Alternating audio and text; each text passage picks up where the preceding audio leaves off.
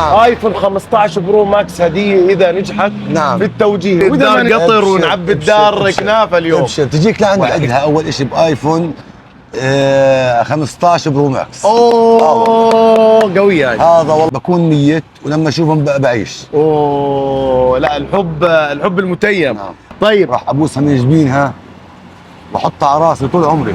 اوه اليوم نتاج التوجيهي والكل قاعد بيستعد لنتاج التوجيه. الله يا رب يجعل كل بيت في فرحة من نتاج التوجيه. الله يجعل كل طالب وطالب قد ما تعب يحصل النتيجة اللي تعب عليها. يا رب انه الجميع يفرح في هذا اليوم، لانه قلوبنا من امبارح مش نايمة، وايضا احنا مش نايمين. فيا رب النجاح لجميع طلاب التوجيه. ومعانا اب اليوم بدنا نسأله عن التوجيه. اليوم انا بعرف انه لك بنت نعم في التوجيه. نعم بالضبط. فحاب تحكي لنا شو شعورك من امبارح لليوم. والله شعور فرحة ما توصف. فرحة ما بتوصف. ما بتوصف ابدا. طب يعني ما بتوصف وانت لسه مش معك النتيجة. بستنى في النتيجة. ايوه بستنى في النتيجة، وان شاء الله ان شاء الله يعني البنت متفائلة خير. ان شاء الله ان شاء الله يا رب البنت متفائلة خير، وان شاء الله يا رب نجاح لكل طلاب التوجيه. انا بدي اسالك اليوم عن شعور الاب اليوم. نعم. يعني دائما بناخذ شعور الام، والناس بقول لك الاب مظلوم بايننا. ايوه. شعور الاب اليوم اذا شافت بنتك هذا الفيديو وهي ناجحة، شو راح تقول لها؟ هاي وجه الكلام هذا. راح اقول لها ريته الف مبروك، راح ابوسها من جبينها واحطها على راسي طول عمري. اوه بنتي وحياتي هاي.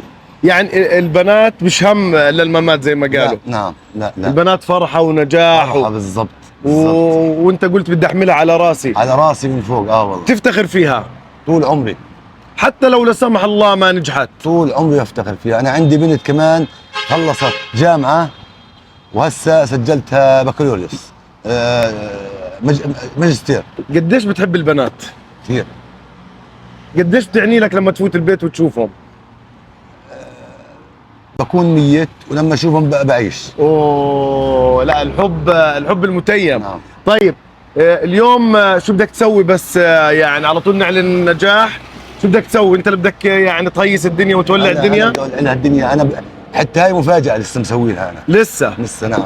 شو وعدها لما قلت لها اذا بتنجحي وبتجيبي كذا والله بدي اعمل لك كذا؟ وعدها اول شيء بايفون 15 برو ماكس. اوه قوية هاي. هذا والله وعد. طيب هذا وعد يعني لإلها. نعم. ايفون 15 برو ماكس هدية اذا نجحت نعم في التوجيه، واذا ما نجحت ان شاء الله بتنجح. ان شاء الله ان شاء الله يا رب. الثقة هاي جايبها لانه شكلها شاطرة في المدرسة. شاطرة ما شاء الله، شاطرة وانجزت في يعني وقت التوجيه انجزت كثير. الاب سند لبنته. نعم.